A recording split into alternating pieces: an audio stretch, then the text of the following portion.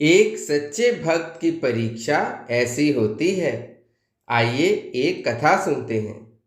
एक बार एक बड़े धनवान सेठ थे। वह विष्णु के परम भक्त थे और हमेशा सच बोला करते थे। भगवान इस सेठ की बहुत प्रशंसा करते रहते थे। एक दिन माता लक्ष्मी ने कहा, स्वामी, क्यों ना आप इस सेठ की परीक्षा लें और जानें कि ये आपके लायक है या नहीं। भगवान जी बोले, इस समय सेठ जी सो रहे हैं। आप उनके सपने में जाएं और उनकी परीक्षा ले लें। अगले ही पल सेठ जी को सपना आया। स्वप्न में माता लक्ष्मी उनके सामने आई और बोली, मैं धन की देवी लक्ष्मी हूँ। सेठ जी को अपनी आंखों पर यकीन नहीं हुआ और बोले, हे माता, आपके साक्षात दर्शन करके मेरा जीवन धन्य हो गया।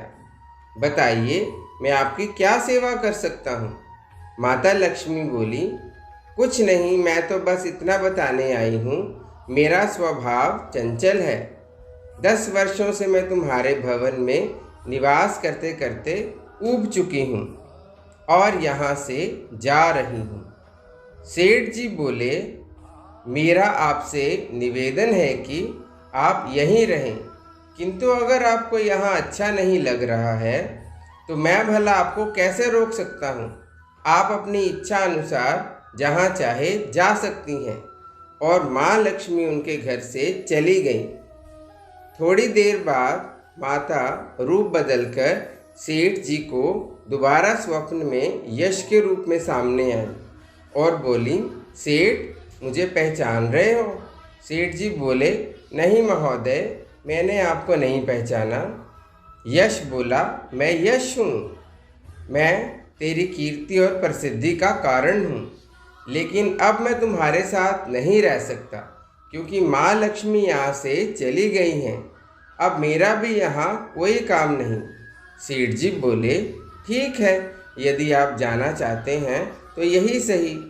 सेठ जी अभी स्वप्न में ही थे और उन्होंने देखा कि वह दरिद्र हो गए हैं और धीरे धीरे उनके सारे रिश्तेदार और मित्र भी उनसे दूर हो गए हैं। यहाँ तक कि जो लोग उनका गुणगान किया करते थे वह भी उनकी बुराई करने लग पड़े हैं। कुछ और समय बीतने पर माँ लक्ष्मी धर्म का रूप धारण करके दोबारा सेठ के स्वप्न में आई और बोली, मैं धर्म हूँ। माँ लक्ष्मी और यश के जाने के बाद मैं भी इस दरिद्रता में तुम्हारे साथ नहीं रह सकता, मैं जा रहा हूँ। सेठ जी ने उत्तर दिया, जैसी आपकी इच्छा, और धर्म भी वहाँ से चला गया। कुछ और समय बीतने पर महालक्ष्मी सत्य के रूप में सेठ जी के स्वप्न में प्रकट हुई और बोली, मैं सत्य हूँ। लक्ष्मी, यश और धर्म के जाने के बाद अब मैं भी यहाँ से जाना चाहता हूँ। ऐसा सुनकर सेठ जी ने तुरंत सत्य के पांव पकड़ लिए और बोले, हे महाराज, मैं आपको नहीं जाने दूंगा। भले ही सब मेरा साथ छोड़ दे, मुझे त्याग दें, पर कृपया आप ऐसा मत करिए। मैं सत्य के बिना एक क्षण नहीं रह सकता। यदि आप चले जाएंगे तो मैं तत्काल ही अपने प्राण त्याग दूंगा। सत्य ने प्रश्न किया, लेकिन तुमने बाकी तीनों को बड़ी आसानी से जाने दिया, उन्हें क्यों नहीं रोका।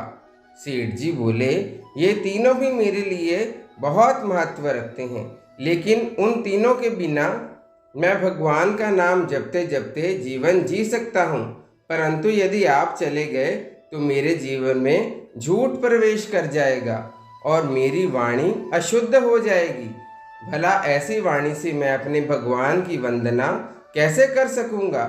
मैं तो किसी भी कीमत पर आपके बिना नहीं रह सकता। सेठ जी का उत्तर सुनकर सत्य प्रसन्न हो गया और उसने कहा, तुम्हारी अटूट भक्ति ने मुझे यहाँ रुकने पर विवश कर दिया है। अब मैं यहाँ से कभी नहीं जाऊँगा। ऐसा कहते हुए सत्य अंतर्ध्यान हो गया। सेठ जी अभी निद्रा में ही थे। थोड़ी देर बाद स्वप्न में धर्म वापस आया और बोला, मैं अब तुम्हारे पास ही रहूँगा क्योंकि यहाँ सत्य का निवास है। सेठ जी ने प्रसन्नतापूर्वक धर्म का स्वागत किया। उसके बाद तुरंत यश भी लौट आया और बोला, जहाँ सत्य धर्म है वहाँ मैं अपने आप आ जाता हूँ, इसलिए अब मैं भी तुम्हारे साथ ही रहूँगा। सेठ जी ने यश का भी स्वागत किया और अंत में लक्ष्मी माता भी आ गईं। उन्हें देखते ही सेठ जी नतमस्तक होकर बोले, देवी, क्या आप भी मुझ पर कृपा करेंगी? माता लक्ष्मी ने उत्तर दिया, अवश्य। जहाँ सत्य, धर्म और यश है वहाँ मेरा वास निश्चित है। यह सुनते ही सेठ की नींद खुल गई। उसे यह सब स्वप्न लगा, परंतु वास्तविकता में यह उसकी परीक्षा थी जिसमें वह उत्तीर्ण हो गए थे। प्रिय मित्रों, हमें यह हमेशा याद रखना चाहिए, जहाँ सत्य का निवास होता है वहाँ यश, धर्म और लक्ष्मी का वास अपने आप हो जाता है।